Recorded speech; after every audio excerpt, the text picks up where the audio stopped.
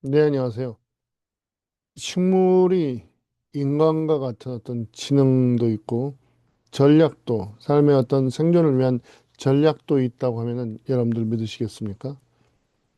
여러분들은 아마 식물이 굉장히 수동적이고 단순한 생명체로 여기실 수 있겠습니다만은 식물도 나름대로 적극적인 그런 설계도 하고 소통도 하고 방어도 한다고 요즘 알려져 있습니다. 그것에 대해서 잠깐 말씀드려 볼게요.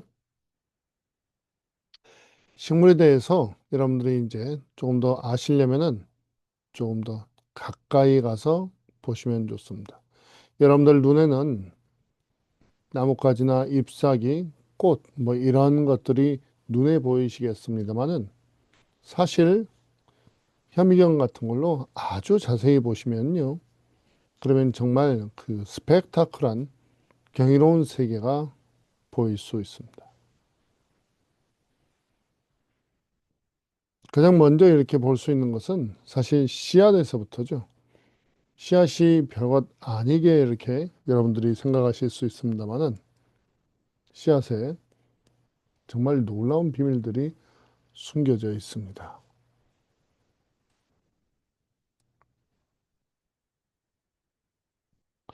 지금 이제 씨앗은요, 온도 변화, 그리고 수분, 그리고 연기 속에 있는 화학 물질까지 알아차릴 수가 있습니다. 바로 지금 씨앗의 이 부분, 바로 이 부분이죠. 이 부분에서 많은 것을 알아차릴 수가 있습니다. 지금 사실 물도 이쪽으로 이렇게 들어가기도 하거든요.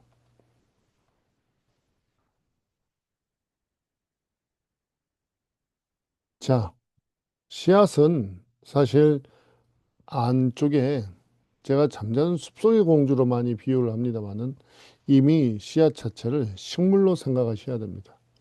대신에 잠자고 있는 식물이죠. 잠자고 있는 식물, 잠을 재우는 호르몬은 바로 앱시식산, ABA가 잠을 재우고요. 그리고 아까 그 의사결정 구조 있는 쪽에서 물이 들어가게 되면은 이게 이제 GA로 변하게 됩니다. 그래서 이 호르몬의 비율을 가지고 예, 씨앗들이 싹을 트고 잠을 자고 이러게 될 수 있습니다. 그렇기 때문에 사람들은 억지로 이 지베렐린산을 이용을 해서 잠을 빨리 더 깨우기도 하지요. 자, 이 식물은 그러기 때문에 우리가 정말 놀라운 컴퓨터에 가까운 정도라고 우리가 생각할 수 있겠습니다. 씨앗 같은 경우는요, 3만 2천 년이 지난 그런 오래된 씨앗도 다시 식물로 나올 수 있는 그런 정도의 대단히 강한 능력을 가지고 있죠. 놀라운 겁니다.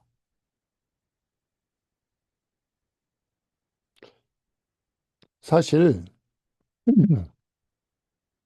이 씨앗을 만들기 전에 제가 참 놀랍다고 생각하는 것은 이 꽃가루들입니다. 이 꽃가루들의 모양을 보시면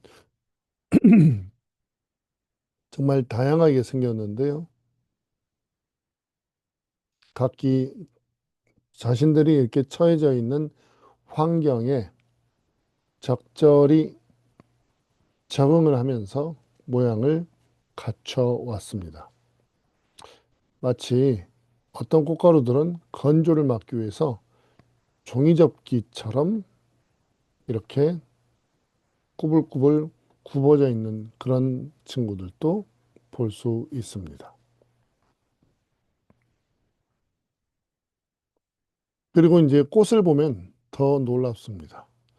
이 여러분들 보이시는 이 꽃과 이 벌을 보면은 왠지 친구처럼 보이실 겁니다. 이런 식으로 유혹을 해서 결과적으로 보상을 주죠. 그러면서 꽃은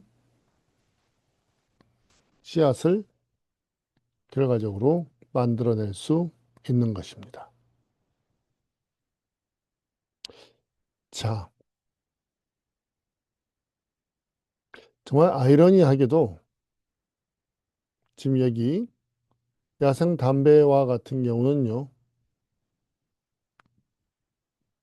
밤에 꽃을 피워서 박각시 나방을 유인하기도 합니다. 그렇게 해서 수정을 돕는 파트너로 이용하죠. 하지만은 여기서 딜레마는요, 이 꿀을 마신 나방은 여기에 알을 낳고, 그리고 이 애벌레는 식물을 엄청나게 먹어치웁니다. 식물은 이 딜레마를 과연 어떻게 해결을 할까요? 여기에 식물이 엄청나게 계산을 잘하는 컴퓨터와 같다라는 생각을 저희는 해볼 수밖에 없습니다. 자, 이 장기적인 이익을 계산을 하는데요. 1단계에서는요, 전략을 변경합니다. 애벌레의 공격이 심해지면요, 담배는 극적으로 행동을 변경합니다. 밤에는 꽃을 닫아서요, 나방을 막고요, 대신에 낮에 꽃을 피워서 벌리벌새를 새로운 꽃가루 매기자로 맞이합니다. 그러니까는 평소에는 밤에 열던 꽃을 이 표면이 20% 이상 손상이 되다 보니까는 낮에 열어서 나방 대신 새를 불러낸 것이죠. 특이하지 않습니까? 자, 그리고요. 왜 안전한 벌새를 선택하지 않을까요? 벌새는요, 짧은 거리를 비행하면서 근처 꽃가루만 가져옵니다. 대신에 이 박각시나무는요, 하룻밤에 500km를 비행하면서 다양한 유전자 풀을 확보해서 식물의 장기적인 강건함을 보장합니다. 그렇기 때문에 박각시나무가 훨씬 더 식물에게는 흔히 찾을 수 있는 손님이 되고 수분을 위해서는 훨씬 더 좋은 조건이 되는 거죠. 하지만은 애벌레의 공격이 너무 심해지면 박각시 나무 대신에 바로 이 새를 부른다는 것입니다. 이런 걸 보면은 이 담배가 얼마나 영리한가를 우리는 엿볼 수 있습니다. 식물은 어떻게 그러면 또 자신을 방어하는지 다른 예를 보겠습니다. 첫 번째는 물리적 방어가 있고요. 그리고 두 번째는 화학적 방어가 있습니다. 물리적 방어에는 우리가 흔히 생각하는 가시, 조금 더 작은 것을 트리콤이라고 하는데요. 곤충의 그 접근을 막는 빽빽한 털 같은 구조를 트리콤이라고 합니다. 상상이 안 가시겠지만은 고추도 식물에 트리콤이 현미경을 놓고 보시면은 또는 돋보기를 놓고 보시면 발견하실 수 있습니다. 마치 그 굉장히 작은 탈처럼 보일 수도 있죠. 그런데 이게 이제 적극적으로는 가시가 있습니다. 이것들은요, 초식동물의 입에 상처를 남길 수도 있는데요. 초식동물 역시 만만치 않게 진화되어 있습니다. 웬만해서는요, 사실 이 가시 정도는 문제가 되지 않습니다. 그래서 이 물리적 방어 시스템이 온전히 잘 작동하고 있다고 보기에는 조금 약한 부분이 있기는 하네요. 물론 약간 회피는 할 수 있겠습니다만은 만약에 배가 고프다면 막을 수는 없습니다. 제가 학교에서 염소를 키운 적이 있는데요. 염소가 장미를 정말 맛있게 먹는 걸 보면서 장미의 가시조차도 어떤 방어도 할 수 없다는 것을 보고 놀라지 않을 수 없었습니다. 이런 물리적 방어와 마찬가지로 다른 방어는 화학적 방어입니다. 기린이 입을 뜯으면요, 아카시아 나무는 에틸렌 가스를 방출합니다. 이 휘발성 신호는 이웃 나무들에게 경고를 보내서 조금 더 쓴맛인 탄닌을 생성하게 됩니다. 참고로 여기에서 방금 말씀드린 이 아카시아 나무는요, 아카시아 이 식물은 우리가 생각하는 아카시아 꽃이 아닙니다. 국내에서 아카시아 나무라고 불려지는 이 아카시아 꿀을 내는 아카시아는요, 실은 아카시아이고요.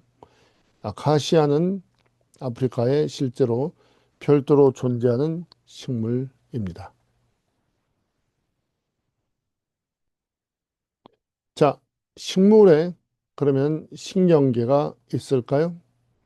사실 사람들은 식물에 신경계가 있을지 연구를 많이 해 보았습니다. 식물에 상처를 내어서 이 전기 신호가 전달이 되는지 확인을 했더니 식물의 경우 1분당 6cm 정도의 전기 신호를 보내는 것을 확인을 했습니다. 인간은 사실 48,000cm를 1분에 보낼 수 있죠. 그래서 이 속도 자체는 비교할 수가 없을 정도로 인간이 더 빠르죠. 하지만은 어쨌든 식물도 이런 식으로 신호를 보내고 있다는 것을 알게 되었습니다. 이 전기 신호를요, 글루탐산이라는 것으로 전달하는 것을 이 신경 전달 물질이 글루탐산이라는 것을 알게 되었습니다. 식물도 인간도.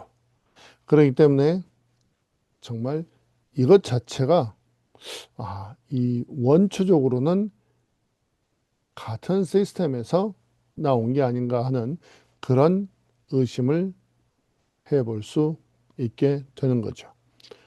다시 한번 식물의 신경 전달 물질이나 인간의 신경 전달 물질 이거 모두 글루탐산이라는 것을 알게 되었습니다. 같다는 거죠. 자, 그리고요. 식물은 적의 적을 부르기도 합니다. 옥수수와 기생 말벌을 우리가 공부를 하게 되면요.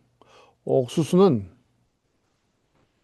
이 애벌레들이 자신을 먹기 시작하면은 휘발성 화합물을 방출합니다. 그러면은 애벌레의 이 천적인 기생말벌이 찾아와 주게 됩니다. 어떻게 해요? 바로 이 휘발성 화합물 냄새를 맡고 찾아와 주는 것입니다. 해서 이 기생말벌은 애벌레의 알을 취입하고 그리고 애벌레의 안에서부터 파먹으면서 결국에는 애벌레가 죽게 됩니다. 그렇기 때문에 옥수수는 어떤 면에서 보면은 이 기생말벌에게 SOS를 청하는 그런 시스템이라는 것을 우리가 알 수 있게 되는 것이죠. 또한 요즘에 들어서는 나무와 나무 사이에 이런 어마어마하게 얽혀진 그런 시스템이 있다는 것을 우리는 알게 되었습니다.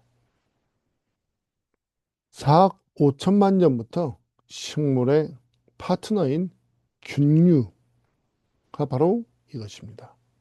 그래서 나무들은 근균, 균근, 균근과 공생을 하고 있다. 마이크로라이절 심바이오시스. 지금 우리 영화에서도 심바이오시스라는 단어를 많이 듣지요. 그게 그냥 공상 과학 영화에서 나오는 게 아니고 사실 식물의 뿌리와 균류의 이 균사체가 서로 결합되어서 서로 이야기를 하고 또는 이야기를 한다는 것은 사실 균류에 있는 이 질소 등의 희귀 미네랄들을 식물에 공급을 해주기도 하고 식물은 균류에게 당을 공급해 주기도 한다는 것입니다. 그래서 이 숲의 건강은 우리가 균근이라 부르는 이 작은 구조, 균으로 이루어진 균근이라고 합니다. 균근, 여기에 달려 있다고 볼 수 있겠습니다. 지금 여기 균근을 우리가 확인해 볼 수 있고 이게 정말 멋진 시스템이라고 우리는 볼 수 있겠습니다. 이런 토양의 미생물 이것은요, 미생물 이 집단, 미생물 이 군집, 특히 콩과 식물의 이 뿌리옥과 같은 이런 특별한 기능을 가진 이런 미생물 군집은 지금 현재 많이 밝혀지고 있는 인간의 장내 미생물 이것과 비슷한 역할을 한다고 볼 수 있겠습니다. 그래서 이 뿌리옥 이 박테리아와 같은 경우는 질소 고정을 해주는 그런 박테리아로 알려져 있죠. 사실 이 기능이 쉽게 나올 수 있는 기능이 아니기 때문에 어마어마한 능력이라고 볼 수 있겠습니다. 이 박테리아는 공기 중에 이 질소를 식물이 흡수할 수 있는 천연 비료로 바꿔서 공급을 해주고 있습니다. 자, 그래서 핵심적으로는요, 토양의 미생물 다양성이 감소하면 결과적으로는 인공 비료를 추가해도 식물은 건강하게 자라지 못하게 됩니다. 비료보다는 이 근권부에 있는 이 생물의 다양성이 훨씬 중요하다고 우리는 볼 수 있겠습니다. 자, 하지만 사실 인간은 그런 것들을 모두 무시한 그런 기술들을 만들어내고 그리고 농작물을 적극적으로 생산하고 있기도 하죠. 건강한 숲에서는 수천 종의 생명체들이 상호작용을 하며 끊임없이 대화를 합니다. 하지만 요즘 흔하게 대량 생산을 하고 있는 농장에 가면은 살균제, 살충제와 같은 농약을 대량 사용해서 많은 미생물이 없어지는 것을 볼 수 있습니다. 결과적으로 식물들은 홀로 남고 더 이상 대화를 하지 않는다고 볼 수 있겠죠. 완전히 이 침묵의 상태라고 볼 수 있겠습니다. 하지만 많은 과학자들이 이 식물의 세계에 대한 우리들의 근본적인 시각을 바꾸고 있습니다. 그렇기 때문에 조금 더 자세히 들여다보고 이 식물과 또 다른 생명체들과의 관계를 우리는 끊임없이 탐구해야 할 것입니다. 이상 한태호였습니다.